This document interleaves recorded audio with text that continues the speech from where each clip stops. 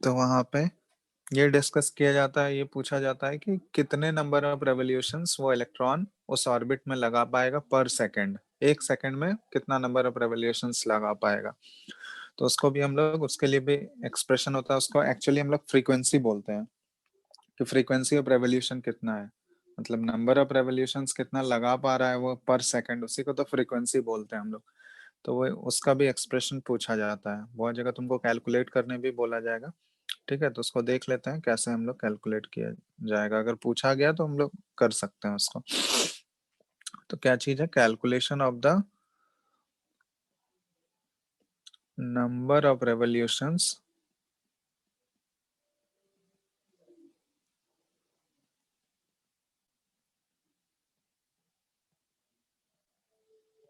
of an electron in an orbit per second। ठीक है, ये कितना होगा। तो इसको कैलकुलेट करने के लिए देखो, नंबर ऑफ रेवोल्यूशंस अगर तुमको पता करना है, नंबर ऑफ रेवोल्यूशंस, तो डायरेक्टली इसका फॉर्मूला हम लोग क्या लगा सकते हैं, पर सेकंड अगर तुमको निकालना है तो कितने वेलोसिटी से घूम रहा है। ठीक है, अगर हमको उसका वेलोसिटी पता चल गया, वेलोसिटी ऑफ द इलेक्ट्रॉन, क्योंकि हर एक ऑर्बिट में हम उस इलेक्ट्रॉन का वेलोसिटी तो फाइंड आउट करते ही हैं, उसका एक्सप्रेशन ऑलरेडी पता है। अगर इसको हम लोग सरकमफेरेंस से डिवाइड कर दें, क्योंकि डिस्टेंस तो उसको कितना कवर करना है, वो जितना सरकमफेरेंस होगा उस ऑर्बिट का डिस्टेंस तो उतना ही कवर होगा ना। बात समझ रहे हो। हेलो, आवाज आ रहा है क्या। हाँ हेलो, सर। आवाज आ रहा है या नहीं, बताओ जल्दी। आ रहा है सर। हम्म, तो नंबर ऑफ रेवोल्यूशंस पर सेकंड अगर निकालना है हमको, तो कितना रेवोल्यूशंस किसी ऑर्बिट में वो पर सेकंड कर रहा होगा इलेक्ट्रॉन। तो एक्चुअली क्या करेंगे, कितने वेलोसिटी से वो घूम रहा है, और उसको अगर हम लोग डिवाइड कर दें सरकमफेरेंस, मतलब उस ऑर्बिट का सरकमफेरेंस कितना है, क्योंकि हम लोग उसको सर्कल की तरह ही अज्यूम करते हैं हम लोग। तो उस ऑर्बिट का कितना सरकमफेरेंस है, उससे अगर हम लोग डिवाइड कर दें तो ये नंबर ऑफ रेवोल्यूशंस दे देगा। बताओ,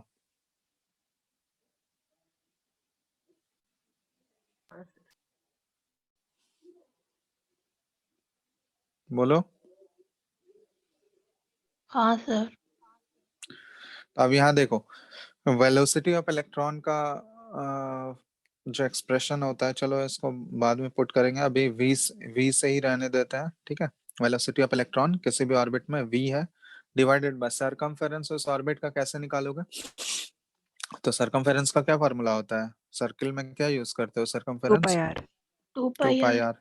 तो उसी तरह यहाँ भी 2 पाई आर यूज कर लोगे। ठीक है, तो 2 पाई आर, अब यहाँ वेलोसिटी को हम लोग रिप्लेस करेंगे, जैसे वेलोसिटी एक रिलेशन तुम लोग ये पढ़े थे शुरुआत में ही बताए थे, m v r is equal to n h by 2 pi, ये बताए थे ना, क्वांटाइजेशन कंडीशन है बोर्स का। Yes sir. तो वही चीज यहाँ पे रिप्लेस कर देंगे, यहाँ पे वी के जगह पे क्या पुट कर दोगे, देखो वी के जगह पे क्या आ जाएगा, बोलो। एन एच बाय 2 पाई mr। 2 पाई एम आर। तो वही चीज यहाँ पे पुट कर देना, वी के जगह हम लोग पुट कर दिया एन एच बाय 2 पाई एम आर, और इंटू इधर 1/2 पाई आर। तो देखो यहाँ पे क्या बच गया, ये रिप्लेस किए हैं यहाँ से हम लोग, यहाँ पे क्या बचेगा फाइनली, एन एच ऊपर बच गया, नीचे क्या बच गया, 4 पाई स्क्वायर एम और आर स्क्वायर, ये बचा है। बताओ। Yes sir. तो अब यहाँ पे देखो, एक्चुअली हम, क्योंकि आर का भी ये एक्सप्रेशन ऑलरेडी हम लोग निकाले हुए हैं, तो ये आर का भी एक्सप्रेशन यहाँ पे पुट करना होगा हमको। तो एक्चुअली देखो यहाँ पे हम लोग ऐसे लिख सकते हैं, नंबर ऑफ रेवोल्यूशंस। ठीक है, अगर डायरेक्टली आर दिया हुआ है तब तो कोई दिक्कत नहीं है, लेकिन आर अगर नहीं दिया होगा तो फिर उसके लिए भी एक्सप्रेशन है, नंबर ऑफ रेवोल्यूशंस पर सेकंड, वही चीज निकाल रहे हैं यहाँ पे।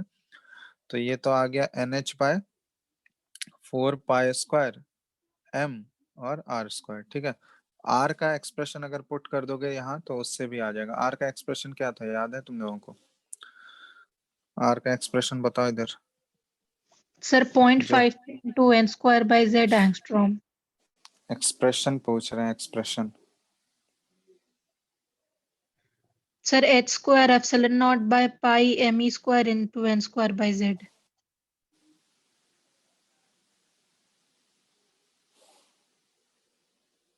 n square h square by 4 pi, क्या था बताओ जल्दी। Sir n square h square epsilon naught.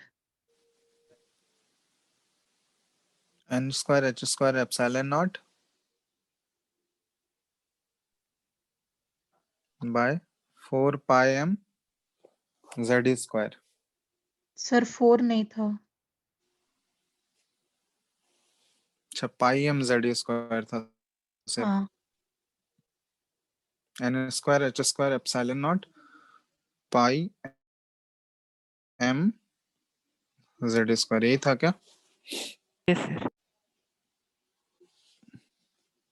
बस इसको सब्स्टिट्यूट कर दो, यहाँ से भी तुम्हारा एक्सप्रेशन डायरेक्ट, अगर r नहीं दिया हुआ है तो ये एक्सप्रेशन यूज कर लेंगे। यहाँ देखो 4 पाई m, यहाँ तक रहने दो।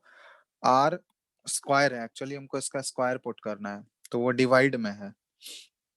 तो डिवाइड में है तो देखो n square h square epsilon not, ये तो नीचे रहेगा, और ये जो पाई m वाला टर्म है ये ऊपर चला जाएगा, क्योंकि डिवाइड हो रहा है। पाई m z e स्क्वायर, और इसका ओवरऑल पावर क्या हो जाएगा, ये 2 हो जाएगा। तो यहाँ देखो क्या क्या बचेगा, एन एच, और ऊपर आ गया पाई square m square z square e पे पावर 4। नीचे क्या बच गया, देख लो, 4 पाई m इधर हो गया, और n पे पावर 4 h पे पावर 4 एप्सिलॉन नॉट का होल स्क्वायर। तो इसको सिंप्लीफाई करके बताओ मेरे को क्या आ रहा है। जो जो कट रहा है वो काटो और बताओ सिंप्लीफाई करके क्या आ रहा है।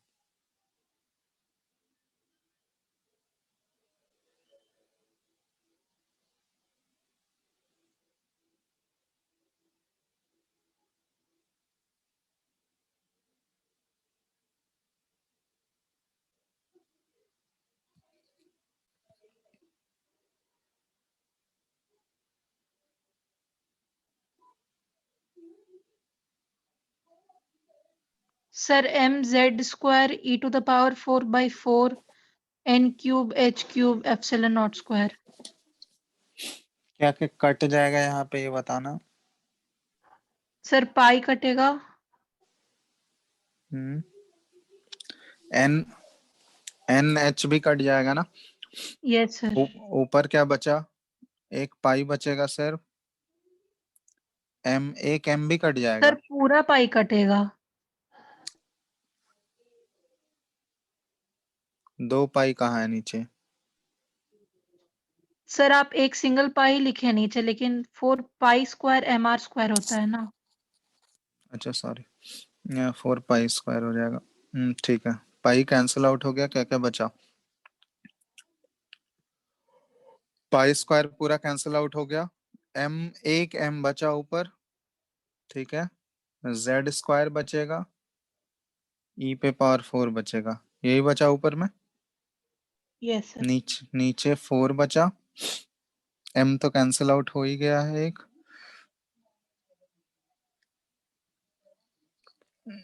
एन पे पावर 4, एन एन क्यूब बचा, ठीक है, एक एन कैंसिल आउट हो जाएगा।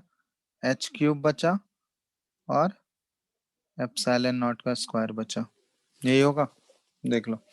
Yes sir. तो यहाँ पे जो जो कांस्टेंट है ना उसको अलग कर लो। जैसे m हो गया मास ऑफ इलेक्ट्रॉन, ये e पे पावर 4 ये कांस्टेंट होगा, ठीक है। नीचे 4 कांस्टेंट है, h क्यूब कांस्टेंट है ना। h क्यूब क्या है, h क्या होता है यहाँ पे? Planck's constant. प्लैंक्स कांस्टेंट, ठीक है। और एप्सिलॉन नॉट का स्क्वायर, ये सारा कांस्टेंट है। वेरिएबल यहाँ पे क्या बचेगा, ऊपर देखो जेड स्क्वायर वो वेरिएबल हो गया और नीचे एन का क्यूब ये वेरिएबल हो गया। तो ये हो गया कि नंबर ऑफ रेवोल्यूशंस पर सेकंड अगर निकालना है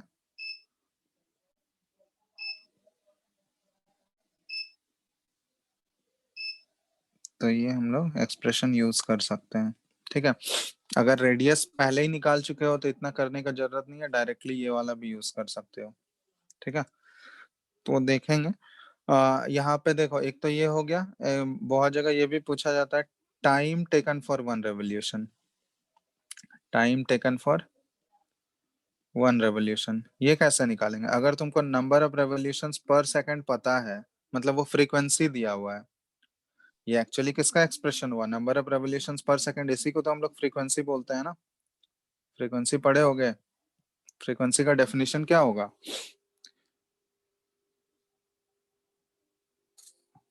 फ्रीक्वेंसी का एक्सप्रेशन नंबर वेव ऑफ के टर्म ऑसिलेशन पर सेकेंड। पर सेकंड होता है, तो यहाँ पे हम लोग रेवोल्यूशंस के टर्म में बात करेंगे कि वो इलेक्ट्रॉन जो है कितने नंबर ऑफ रेवोल्यूशंस कर रहा है पर सेकंड में, उसी को फ्रीक्वेंसी बोलते हैं। तो ये एक्चुअली एक्सप्रेशन जो हो गया हमारा फ्रीक्वेंसी का हो गया।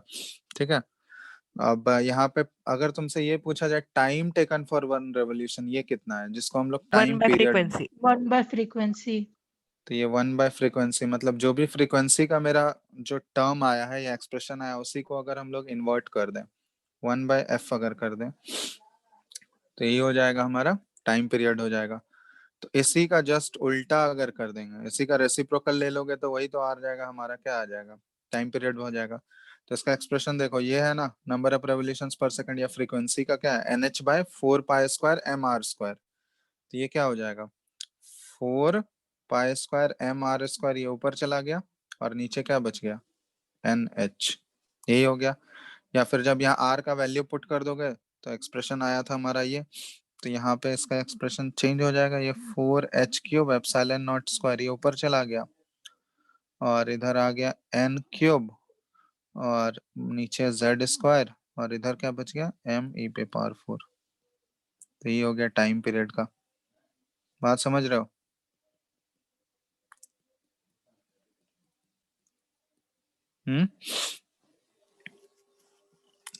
बात समझे या नहीं। Yes sir. Time Yes, sir. Period, तो फ्रीक्वेंसी का अगर बहुत जगह रिलेशन भी पूछा जाता है कि वो कैसे रिलेटेड है शेल नंबर से, ऑर्बिट नंबर से वो कैसे रिलेटेड है, पावर क्या आएगा। तो फ्रीक्वेंसी जैसे ये कांस्टेंट को अगर हम लोग कोई कांस्टेंट के से भी रिप्लेस कर दें ये वैल्यू, तो frequency is directly proportional to हम लोग लिख सकते हैं Z²/n³ बोल सकते हैं ना। यहाँ पे कोई कांस्टेंट है, ये सारा वैल्यू पुट करोगे तो कोई कांस्टेंट ही आएगा। तो फ्रीक्वेंसी जो है सिर्फ और सिर्फ Z और n यही दोनों वेरिएबल है यहाँ पे। तो अगर पूछा जाए कैसे वो वेरी करता है तो डायरेक्टली प्रोपोर्शनल टू Z²/n³, ये फ्रीक्वेंसी हो गया। इसी तरह टाइम पीरियड क्या हो गया, time period is directly proportional to n³/Z², क्योंकि फ्रीक्वेंसी और टाइम पीरियड आपस में इनवर्सली प्रोपोर्शनल होता है, मतलब इनवर्स रिलेशन होता है, रेसिप्रोकल होता है। तो ये हम लोग यूज कर लेंगे ऐसे। सर हम्म सर इसमें जो दिया हुआ है नंबर ऑफ रेवोल्यूशन पर सेकेंड वेलोसिटी बाय सरकमफ्रेंस, तो सर वेलोसिटी का भी तो हम लोग को एक सिंप्लीफाइड वैल्यू पता है, तो वो डायरेक्ट नहीं डाल सकते हैं, इतना सारा एक्सप्रेशंस लेके डाले हैं। अगर वेलोसिटी पता है तो वो डायरेक्टली हम लोग डाल सकते हैं वहां पे, अगर कैलकुलेशन तुमको करना है तो वहाँ डायरेक्टली हम लोग यूज कर लेंगे। बहुत जगह क्वेश्चंस में हम ये बता रहे हैं, क्वेश्चंस में पूछा जाता है एक्सप्रेशन के फॉर्म में, ठीक है, इसलिए एक्सप्रेशन बताएं। तो क्वेश्चन वेलोसिटी में, एक्सप्रेशन पहले हम डिराइव करा चुके हैं ना। हाँ क्वेश्चंस में एक्चुअली क्या होता है कि एक्सप्रेशन के फॉर्म में पूछा जाता है, जैसा पूछेगा कि फ्रीक्वेंसी ऑफ इलेक्ट्रॉन जो है वो कैसे रिलेटेड है एटॉमिक नंबर और शेल नंबर से। तो अगर तुमको वो डेरिवेशन नहीं पता होगा, एक्सप्रेशन नहीं पता होगा तो वो थोड़ी कर सकते हो, इसलिए ये बताएं। एक्चुअली वो वेलोसिटी और रेडियस का वो तो ऑलरेडी हम पहले कर चुके हैं, वही चीज तो पुट किए हैं यहाँ पे। ठीक है, जैसे एक क्वेश्चन दे रहे हैं, लिख लियो ना इसको सब लोग, हो गया लिख लियो। Yes sir. चलो, जैसे क्वेश्चन दे रहे हैं इसी से रिलेटेड है क्वेश्चन, सॉल्व करो। क्वेश्चन है calculate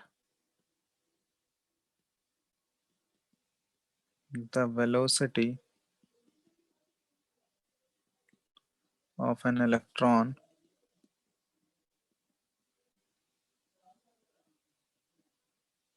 placed in the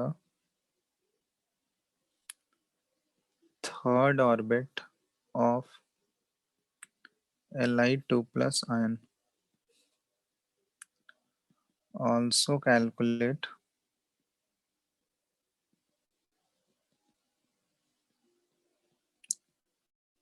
the number of revolutions per second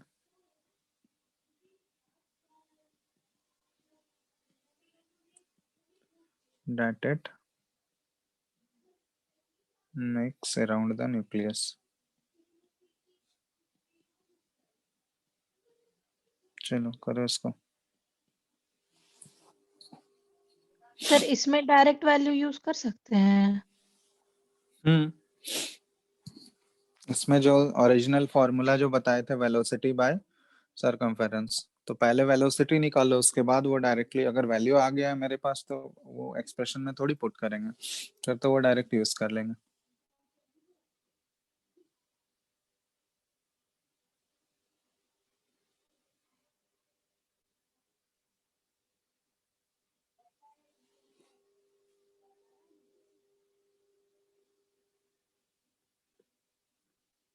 अच्छे से करोगे, कैलकुलेशन एरर नहीं होना चाहिए, बनाओ सब लोग आराम से।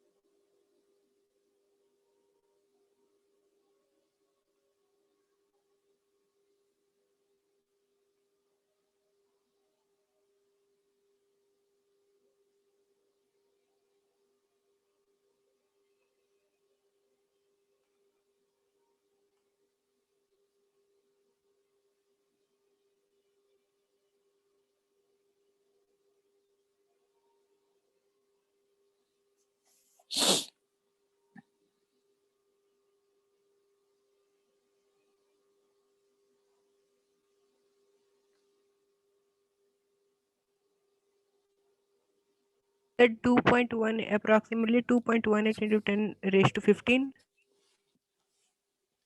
क्या चीज? फ्रीक्वेंसी और वेलोसिटी हो गया 2.18 into 10 raised to 6 meter per second. Frequency, sorry पहले वेलोसिटी बताओ क्या आया है? 2.18 into 10 raised to 6 meter per second. 2.18 into 10 to the power 6 metre per second. ठीक है। और Frequency 2.18 into 10 raised to 15 second inverse. Frequency 2.18 10 10 raised to rest 15. Revolution पर second. Yes, sir. ठीक है, चलो बाकी और किसी का? Yes sir. क्या यस सर? सर हो गया। आ गया सेम आंसर? Yes sir.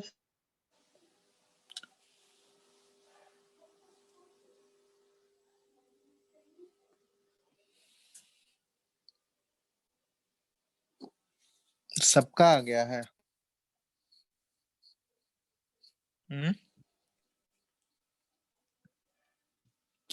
या बताना है किसी को? हेलो,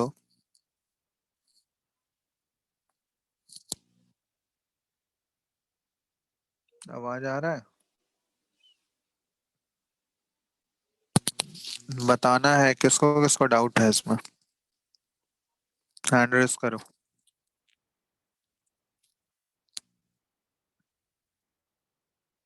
अरे जा, एक और बाकी सबसे बन गया। दो, जल्दी जल्दी करो फटाफट।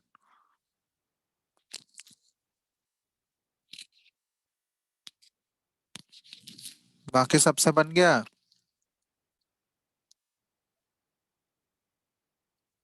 अरे हाँ या नहीं, कुछ तो बताओ।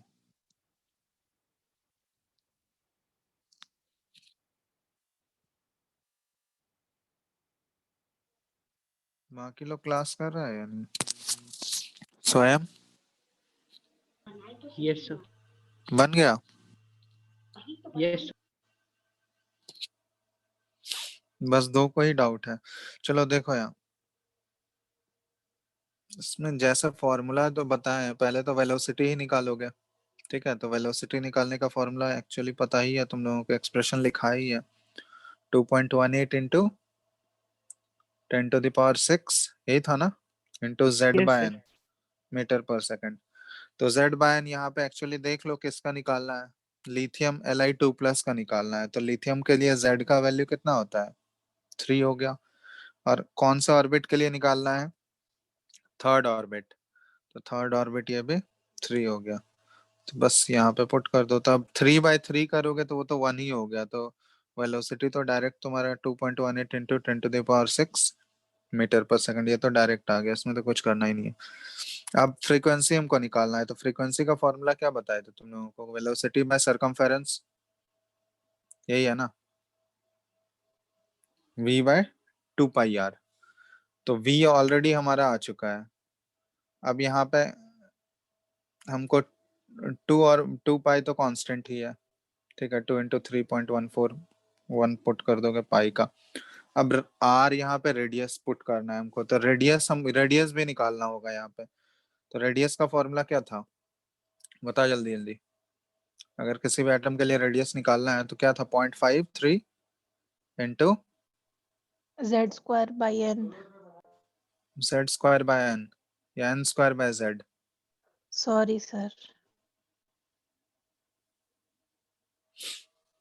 तो 2.53 इंटू n²/z एंगस्ट्रम, यही था ना, एंगस्ट्रम में था। तो इसको देखो, एक्चुअली एक हमारा ऊपर मीटर पर सेकंड है, तो नीचे भी मीटर में ही कन्वर्ट कर लेंगे इसको। ठीक है, तो ये क्या आ जाएगा देखो, 0.53 इंटू एन का वैल्यू यहाँ पे थर्ड ऑर्बिट के लिए हम लोग फाइंड आउट कर रहे हैं, और लिथियम के लिए फाइंड आउट कर रहे हैं। तो ये क्या आ जाएगा, 9/3, क्योंकि 3 का स्क्वायर है, बाय 3 होगा, तो ये ऑलरेडी 3 हो गया। इतना एंगस्ट्रम हो गया। इसको सॉल्व कर लो। ये मल्टीप्लाई कर दोगे तो ये क्या आ जाएगा 0.53 इंटू 3, ये मीटर में कितना आ जाएगा 10⁻⁻10 मीटर, यहाँ पुट कर दो, ये क्या हो गया 0.53 इंटू 3 इंटू 10⁻⁻10 मीटर पर मीटर ही है। अब इसको सॉल्व करो, यही सॉल्व करोगे तो आ जाएगा तुम्हारा आंसर, इसको सॉल्व कर लेना, सिंप्लीफाई कर लेना, आंसर यही आ जाएगा जो ऊपर लिखा हुआ है। यही किए हो ना तुम लोग भी?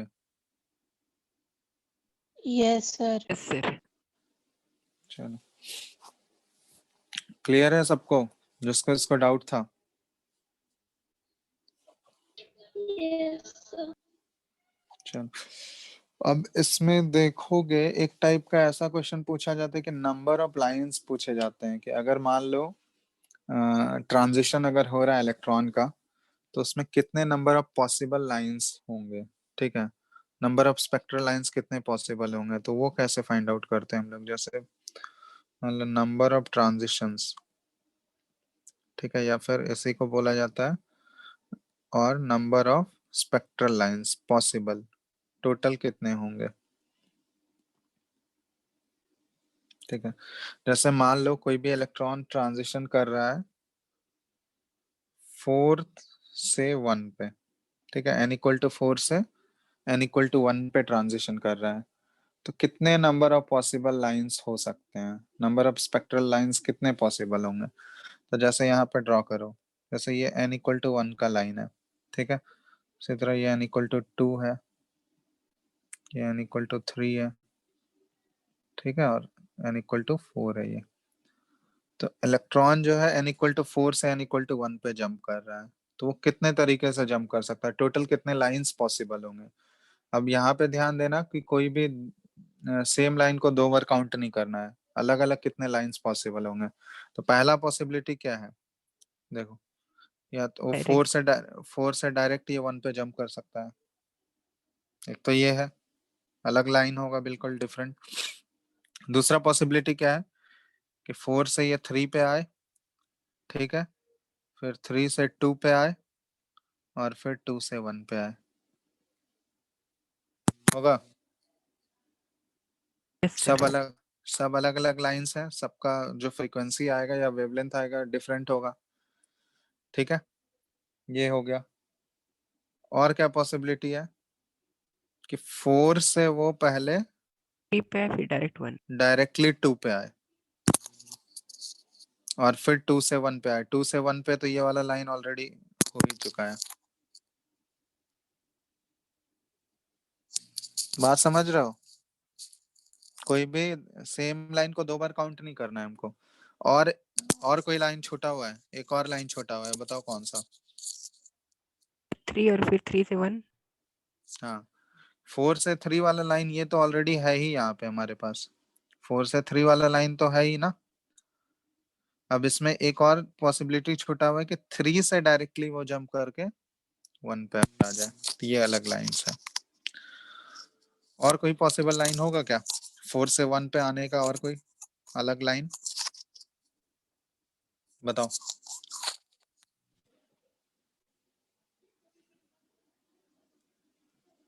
बोलो,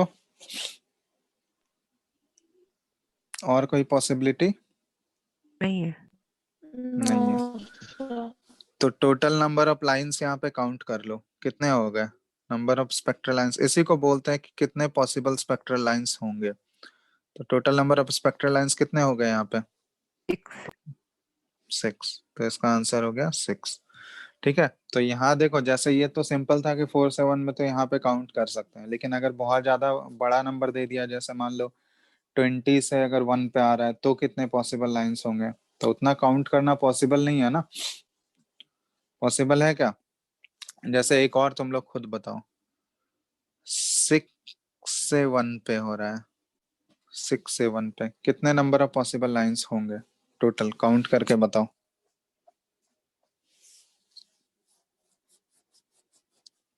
6 से 1 पे अगर इलेक्ट्रॉन का ट्रांजिशन हो रहा है, तो कितने पॉसिबल लाइंस बनेंगे।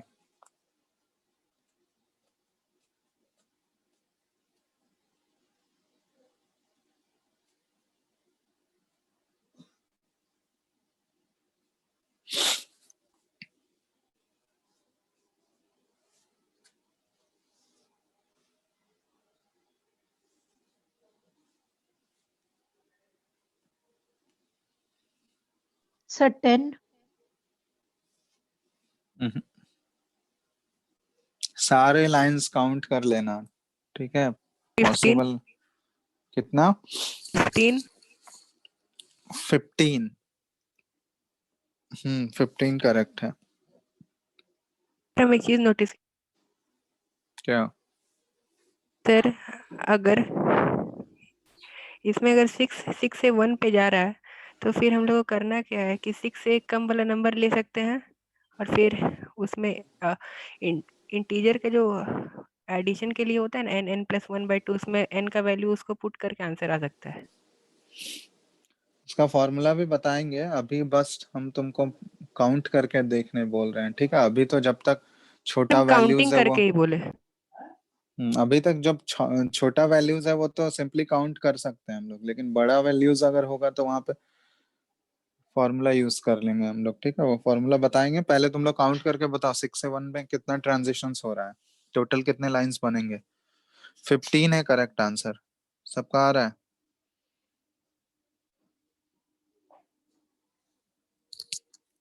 बोलो। हेलो। फिर हम इस 15 तरह आए। किए ना कि हर लेंथ के कितने लाइन बन रहे हैं।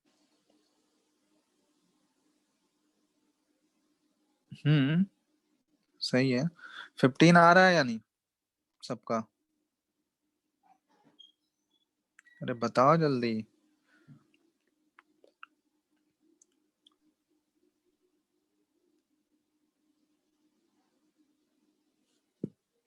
क्या यस सर। दिक्कत दिक्कत हो रहा है क्या?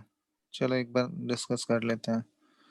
n = 1 है ये, काउंट करना है इसमें कितने पॉसिबिलिटीज होंगे, ठीक है? 3, n = 4, 5 और n = 6, ठीक है? यहाँ पे एनर्जी गैप छोड़ देना, उससे कोई मतलब वो चीज नहीं देख रहा है यहाँ पे। तो एक तो डायरेक्टली ये 6 से देखो 1 वाला लाइन हो गया, फिर उसके बाद एक एक करके देखो 6 से 5, फिर 5 से 4, 4 से 3, 3 से 2, फिर यहाँ से 1, ठीक है?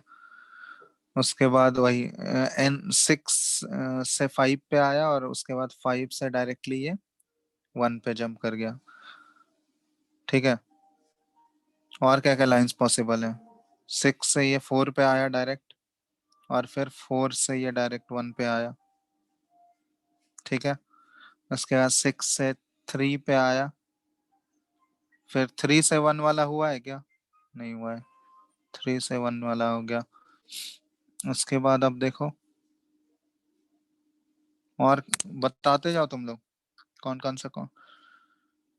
4 से 1 सर वाला 4 हो से गया। हो गया डायरेक्ट। 4 से सर 2। हाँ 4 से 2 वाला, 6 से 4 पे आया, फिर 4 से 2 आया, सर ये वाला 3 से मिस। 1। 3 से 1 तो हो गया है, ये वाला 3 से 1 है। 5 से 1 भी हो गया है। 5 से 2 सर हुआ है 5 क्या? से 2। 5 से 2 मिसिंग है।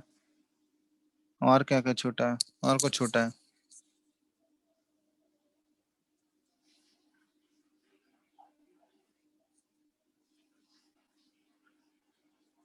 और कुछ मिस हुआ है लगता है। 15 हो रहा है, काउंट कर लो टोटल। 5 से 3 5 से 3 नहीं हुआ है, काउंट कर लो देख लो। नहीं, 5 से 3 मिसिंग है अभी भी, तो 5 से 3 और 4 से 2 ये भी हो गया, 4 से 1 भी हो गया। 6 से 3 हुआ है क्या? हाँ 6 से 3 हो गया। 6 से 4 भी हो 6 गया। से 2 6 से 2 नहीं हुआ है। 6 से 2 मिसिंग है, तो 6 से 2 एक ड्रॉ कर लो यहाँ से, जैसे मान लो ये 6 से 2।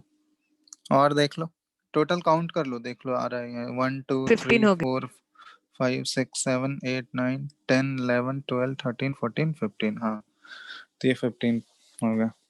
देख लो टोटल 15 लाइंस हैं तुम्हारे पास, तो 6 से अगर 1 पे जंप हो रहा है तो टोटल 15 लाइंस। तो यहाँ पे जैसे ये तो काउंट कर सकते थे, तो इसलिए काउंट करके आंसर दे दिया हम लोग। लेकिन जब बहुत लार्ज वैल्यूज होगा तो वहां पे काउंट करना डिफिकल्ट होगा, कुछ ना कुछ मिस हो जाएगा। तो हम लोग डायरेक्टली फॉर्मूला यूज कर लेते हैं कि नंबर ऑफ स्पेक्ट्रल लाइंस, इसका एक फॉर्मूला होता है। फॉर्मूला क्या है? Is equal to n2 minus n1 into n2 minus n1 plus 1 divided by 2। ठीक है, ये है नंबर ऑफ स्पेक्ट्रल लाइंस का फॉर्मूला। वेयर n2 क्या हो गया? हायर, जहां से इलेक्ट्रॉन जंप हो रहा है, और n1 क्या हो गया? लोअर ऑर्बिट, जिस पे जंप करके आ रहा है इलेक्ट्रॉन।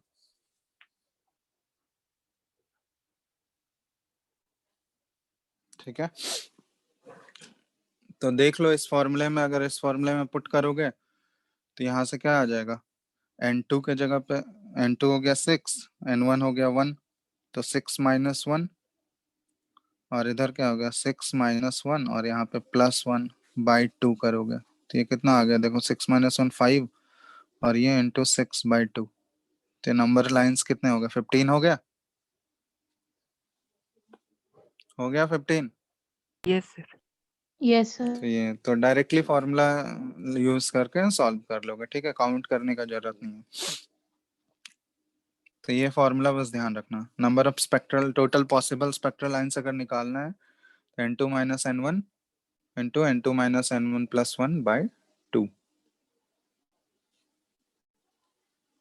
ठीक है,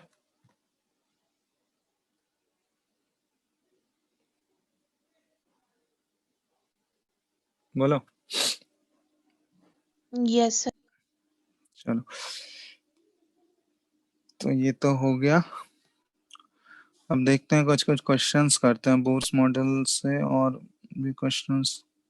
क्वेश्चंस तुम लोग बनाए हो क्या? तुम लोग को बनाने बोले थे जो, कुछ किए हो क्वेश्चंस? चलो नेक्स्ट क्वेश्चन लिखो। बनाए हो या नहीं? जल्दी बोल दो। सर मॉड्यूल से बनाए थे। ठीक है, चलो ये क्वेश्चन करो। What transition in the hydrogen spectrum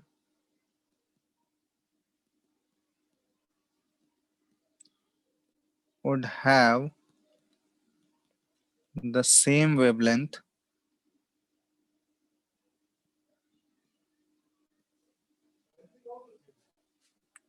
as the Balmer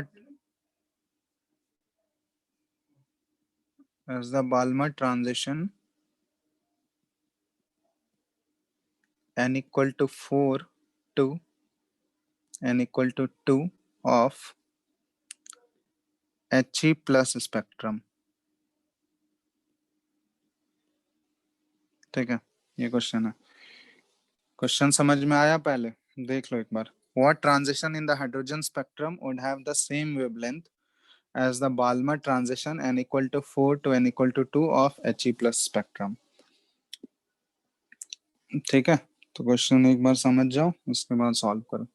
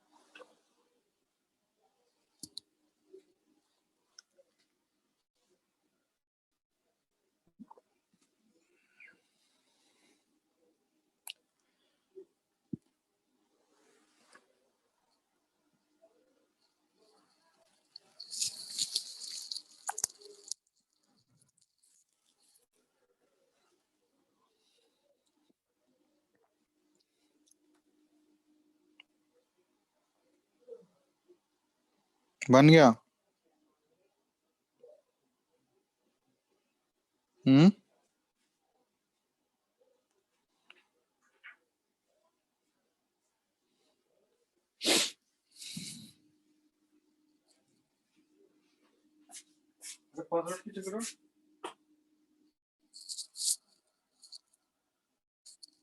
hello.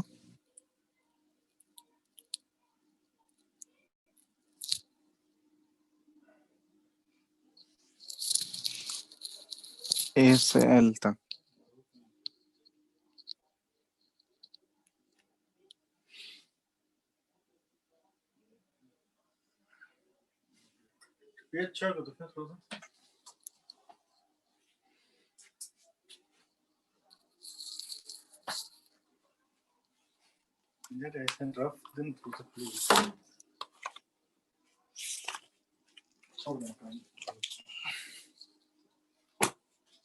Hello.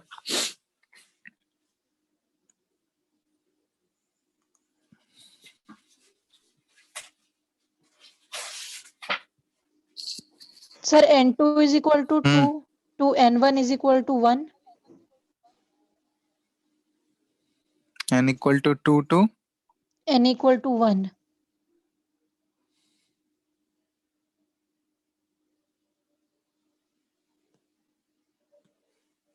2 से 1 वाला ट्रांजिशन। Yes, sir. ठीक है।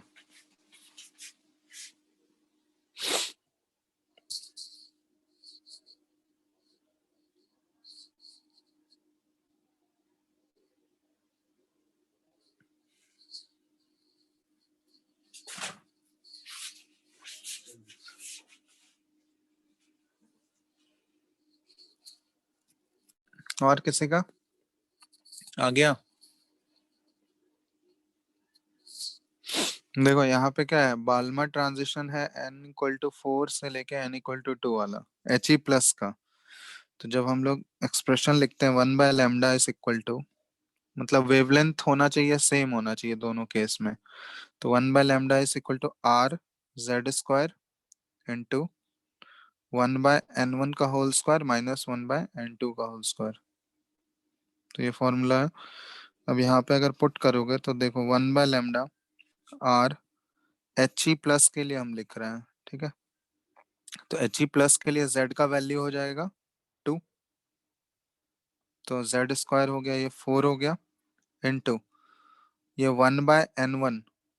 ये ट्रांजिशन कौन सा दिया गया है, 4 से, बाल्मर ट्रांजिशन है 4 से 2 वाला ट्रांजिशन। तो 1/n1 हो जाएगा, n1 2 का स्क्वायर, तो 2 का स्क्वायर हो गया ये, ठीक है। तो 2 का स्क्वायर यहाँ पे 4 कर लो डायरेक्ट, माइनस 1/n2, n2 के जगह पे यहाँ पे 4 है, तो 4 का स्क्वायर करोगे ये 16। तो ये एक्सप्रेशन आ रहा है, ठीक है। तो ये एच ई प्लस के लिए है। बोला गया कि हाइड्रोजन का अगर सेम वेवलेंथ ऑब्टेन करना है तो उसमें ट्रांजिशन क्या होना चाहिए। तो वेवलेंथ तो यही लेमडा ही रहेगा, तो फॉर हाइड्रोजन ये लिख रहा है। तो हाइड्रोजन के लिए वेवलेंथ लेमडा ही रहेगा, सेम वेवलेंथ होना चाहिए, आर जेड स्क्वायर। तो हाइड्रोजन के लिए जेड का वैल्यू तो 1 होता है, तो जेड इंटू 1,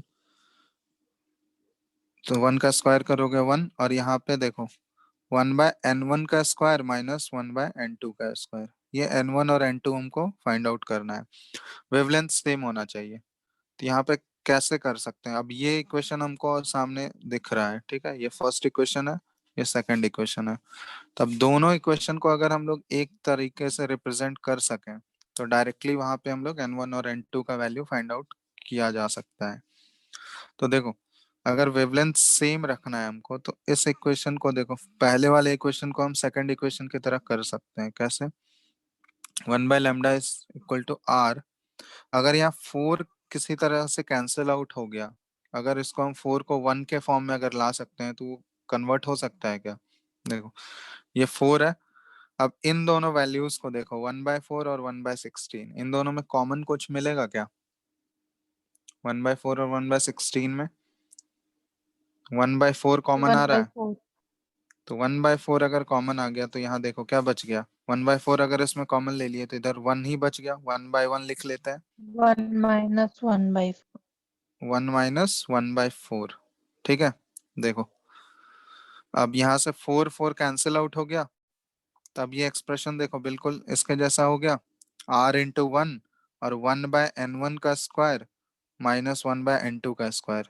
अब ये इक्वेशन बिल्कुल देखो इससे रिसेंबल कर रहा है या नहीं, कर रहा है या नहीं। अब कंपेयर अगर करोगे, ये इक्वेशन 1 हम लोग इसको अब मान लेते हैं, अब कंपेयर कर रहे हैं, कंपेयरिंग 1 एंड 2।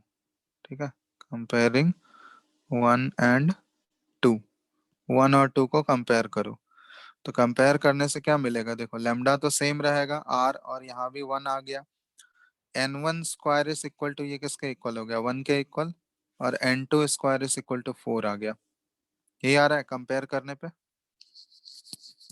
तो n1 स्क्वायर का वैल्यू अगर 1 है तो n1 का वैल्यू कितना हो गया, 1, और n2 स्क्वायर अगर 4 है तो n2 क्या हो गया, +-2 होगा, तो माइनस तो यहाँ पॉसिबल है नहीं। ठीक है, क्योंकि ऑर्बिट नंबर वो तो हमेशा पॉजिटिव रहेगा, तो n2 का वैल्यू यहाँ पे 2। तो यहाँ से ट्रांजिशन कौन सा हो गया, n1 अगर 1 है और n2 2 है, तो transition will be from 2 to 1। अगर ये ट्रांजिशन हाइड्रोजन एटम में हो, that will produce exactly the same wavelength as the second line of Balmer transition in He plus spectrum। ये second line ही है ना, first line will be from 3 to 1 और second line 4 to 2। तो answer will be from 2 to 1। ठीक है,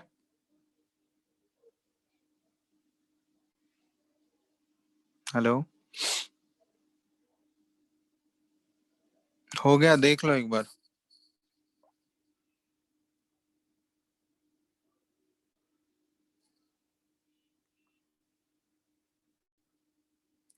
लिख लिया हो सब लोग, हाँ हेलो, सर। नोट कर लिया इसको। Yes.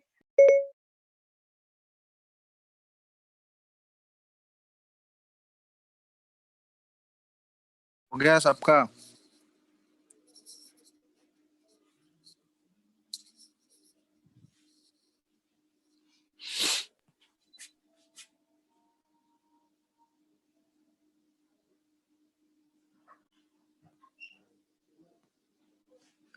चलो नेक्स्ट क्वेश्चन है, क्वेश्चन है द वेव नंबर। ठीक है, वेव नंबर ऑलरेडी डिस्कस कर चुके हैं, ठीक है, पहले शुरुआत वाले क्लास में। Wave number of first line of Balmer series of hydrogen spectrum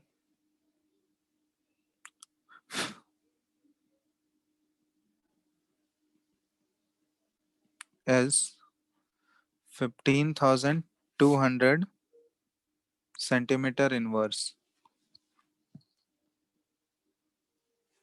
यहाँ पे फाइंड आउट करना है the wave number of first line of Balmer series of Li2 plus spectrum will be,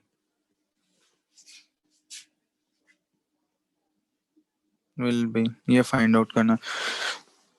given in the question information दिया हुआ है, hydrogen spectrum का जो Balmer series का फर्स्ट लाइन का फर्स्ट लाइन का वेव नंबर क्या है, 15,200 सेंटीमीटर इनवर्स। ठीक है, फर्स्ट लाइन का जो वेव नंबर है बाल्मर सीरीज का हाइड्रोजन स्पेक्ट्रम के लिए वो दिया हुआ है, तुमको वेव नंबर निकालना है Li2+ के स्पेक्ट्रम का first line of Balmer series. ठीक है, वेव नंबर किसको बोलते हैं पता है ना, हेलो, सर 1/λ को। हाँ 1/λ को। ठीक है, चलो फाइंड आउट करो।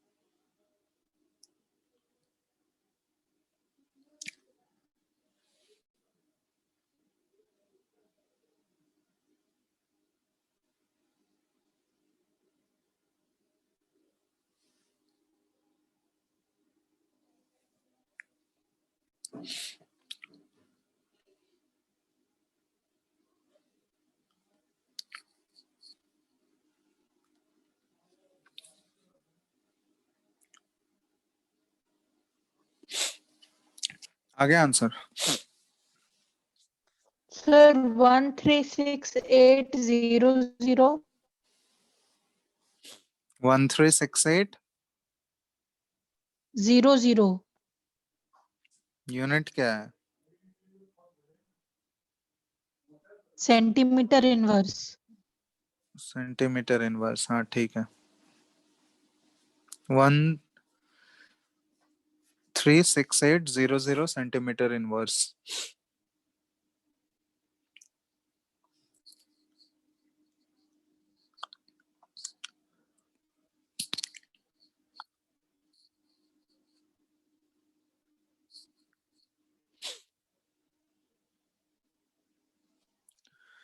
सिंपल है, इसमें तो कुछ करना नहीं है। जैसे वेव नंबर होता है, जैसे ये फॉर्मूला है 1/λ इज इक्वल टू, ये क्या है, R² इंटू 1/n1 का स्क्वायर माइनस 1/n2 का स्क्वायर। ये है ना। इस 1/λ यही है एक्चुअली वेव नंबर, यही तो होता है। डायरेक्टली हम लोग लिख सकते हैं। तो wave number is equal to, ये क्या हो गया, R² और ये 1/n1 का स्क्वायर माइनस 1/n2 का स्क्वायर। तो यहाँ पे डायरेक्टली फर्स्ट लाइन किसके लिए दिया गया है, first line of Balmer series for hydrogen spectrum, ये दिया गया है डेटा। कितना दिया हुआ है, 15,200। ठीक है,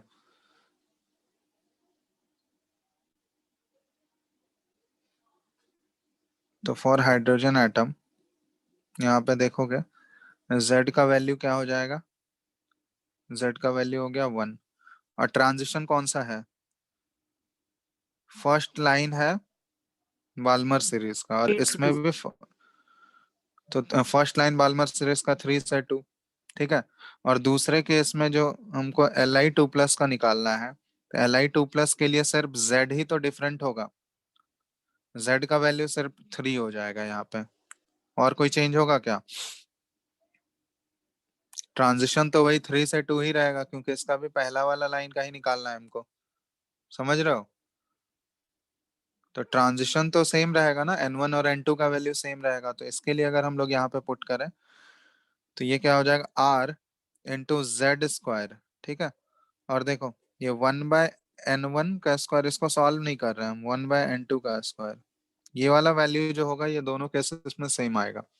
तो यहाँ पे ध्यान देना, इसी का वैल्यू तो दिया गया है, यही इक्वल टू किसके बराबर है, 15,200 के बराबर है सेंटीमीटर इनवर्स। बोलो, इसी का वेव नंबर दिया गया है ना हाइड्रोजन के लिए। First line of Balmer series का वेव नंबर है 15,200 सेंटीमीटर इनवर्स। Z का वैल्यू हाइड्रोजन के लिए यहाँ पे 1 पुट कर दो, 1 का स्क्वायर, यही दिया हुआ है ना। हाँ सर। अब यहाँ पे एक्चुअली हमको लिथियम के लिए पूछा गया है, तो यहाँ लिथियम का Z² कर दोगे तो ये 3 का स्क्वायर हो जाएगा। तो सिंपली देखो, ये R इंटू ये पूरा एक्सप्रेशन, इसका वैल्यू दिया हुआ है 15,200। अब यहाँ सिंपली क्या हो जाएगा, ये 3 का स्क्वायर से मल्टीप्लाई हो गया सिर्फ, तो 3² इंटू 15,200 सेंटीमीटर इनवर्स। तो ये डायरेक्टली हो गया 9 टाइम्स 15,200 सेंटीमीटर इनवर्स। तो ये मल्टीप्लाई कर लो, 15,200 इंटू 9 करोगे तो ये आ जाएगा 136800 सेंटीमीटर इनवर्स। सर यही आ रहा है। बोलो। अगर 15,200 सेंटीमीटर इनवर्स दिया भी नहीं होता तब भी निकल जाता ना? तब भी निकल जाता, हाँ सॉल्व कर लेते हम लोग, क्योंकि n1 n2 का वैल्यू दिया हुआ है ना, r का वैल्यू हमको पता ही है। फर्स्ट इक्वेशन में यही सोचने में लग गए कि अननोन क्या ढूंढना है, इसी में फंस गए। उसको रिप्लेस कर देंगे बस हम लोग, ठीक है, उसको सब्स्टिट्यूट। यहाँ पे टाइम वेस्ट मतलब कर लोगे कि टाइम वेस्ट हो सकता है, यहाँ पे n1 n2 का वैल्यू पुट करने लगोगे फिर यहाँ पे करोगे तो अननेसेसरी स्टेप्स हो जाएंगे, ठीक है, तो इसलिए डायरेक्टली रिप्लेस करेंगे तो प्रैक्टिस से होगा। चलो एक लास्ट क्वेश्चन और करते हैं, उसके बाद नेक्स्ट क्लास में। ये तो तुम लोग को ऑलरेडी बता ही चुके हैं। क्वेश्चन है कैलकुलेट द रेशियो ऑफ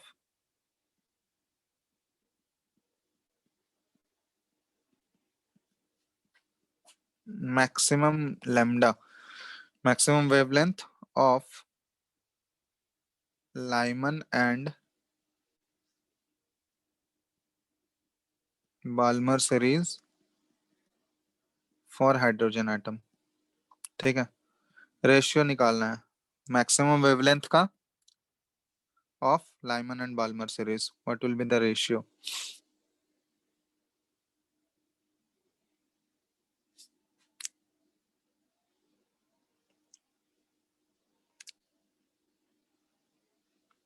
तो लाइमन का लास्ट क्लास में हम फाइंड आउट करवाए ही थे एक्सप्रेशन, बाल्मर का उसी तरह कर लो।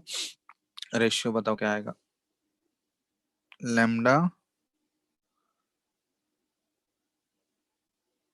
Lyman by lambda Balmer. Sir 5 ठीक है, by 27। मैक्सिमम वाला है ये, लैम्डा मैक्स वाला। कितना आ रहा है 5/20। 27। हाँ सही है, 5/27।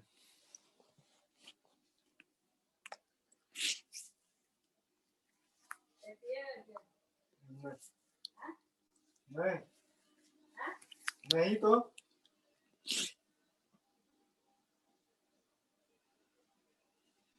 मैक्सिमम वेवलेंथ पूछा गया है, तो मैक्सिमम वेवलेंथ के लिए ट्रांजिशन कौन सा होना चाहिए।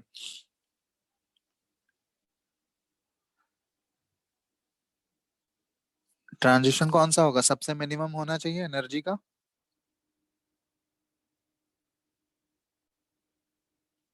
बताओ। Yes sir. तो सबसे मिनिमम लाइमन में ट्रांजिशन कौन सा हो जाएगा, 2 से 1। ये लाइमन सीरीज के लिए हो गया ट्रांजिशन। तो इसके लिए लेमडा का एक्सप्रेशन क्या आ जाएगा आर के टर्म में, ये लास्ट क्लास में कैलकुलेट भी करवाए थे। ये ज्यादा था ना, कैलकुलेट नहीं हो रहा था। ये 4/3 r। 4/3 आर, ये लाइमन के लिए आ गया लेमडा एल। इसी तरह बाल्मर के लिए ट्रांजिशन क्या हो जाएगा 3 to 2। 3 से 2। तो इसका एक्सप्रेशन जब ये लेमडा का आर के टर्म में क्या आ जाएगा, लेमडा बाल्मर 36/5 r। 36/5 आर, बस इसी दोनों का रेशियो ले लो। ये क्या है 4/3 आर डिवाइडेड बाय 5r/36। ठीक है, तो ये सॉल्व कर लो, ये क्या आ जाएगा 5/27। ठीक है,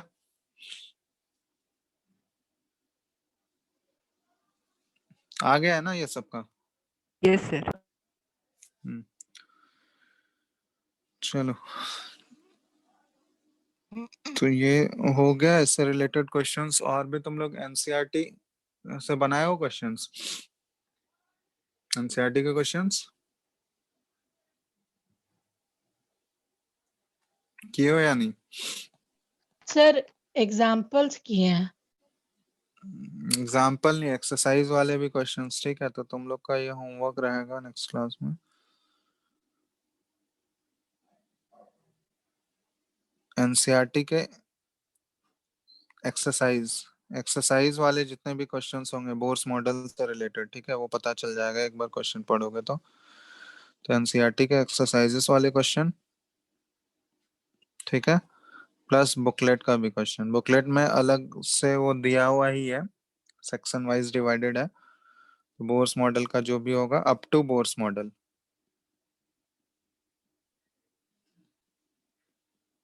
ठीक है? तो ये इतना तुम लोग करके रखना, नेक्स्ट क्लास में जो भी होगा वो डिस्कस कर लेंगे डाउट, ठीक है?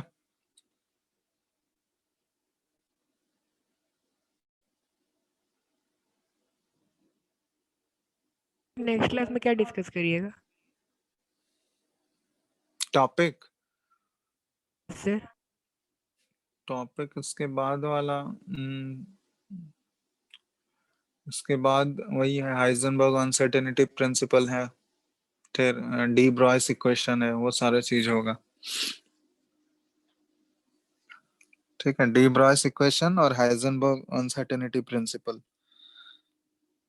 सर ये चैप्टर कब खत्म हो? क्यों?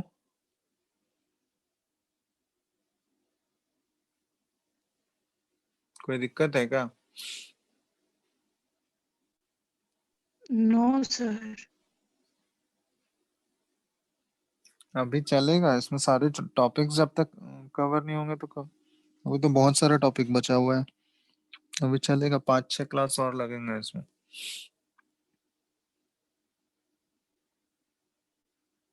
एसपीडीएफ ऑर्बिटल्स भी इसी में है?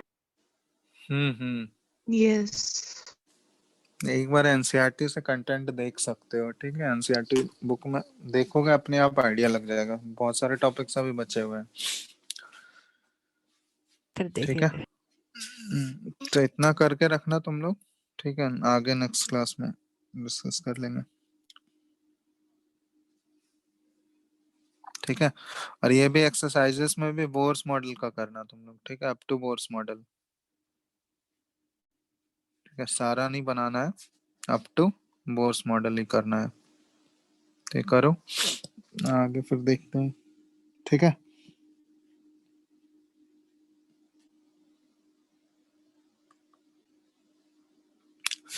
सर एक डाउट था। बोलो। सर ये इंटरफेरेंस फिनोमिनन क्या होता है? कौन सा phenomenon? Sir interference. Interference phenomenon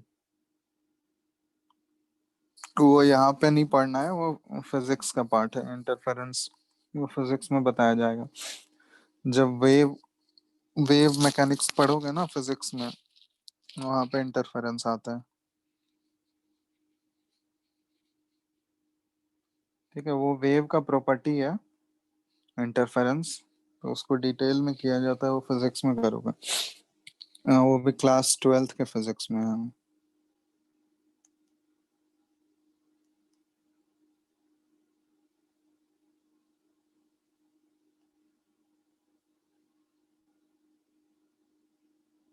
और कुछ है? सर एनसीईआरटी में दिया हुआ था इसलिए।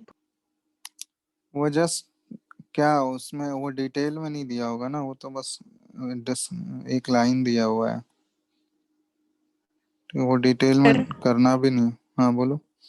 मेरे पास घर में एक एसएल मल्होत्रा का एक बुक रखा हुआ था केमिस्ट्री का, सर उसको उसका न्यूमेरिकल भी बना सकते हैं? कर सकते हो, कोई भी बुक से कर सकते हो, उसमें कोई दिक्कत नहीं है।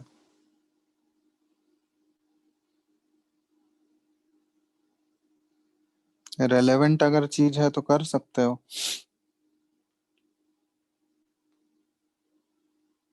ठीक है?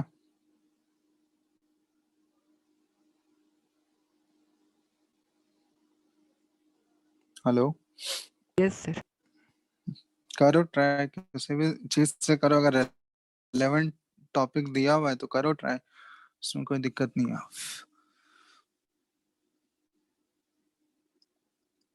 ठीक है, चलो एंड कर रहे हैं, नेक्स्ट क्लास में करेंगे आगे। Thank you sir. Thank you sir.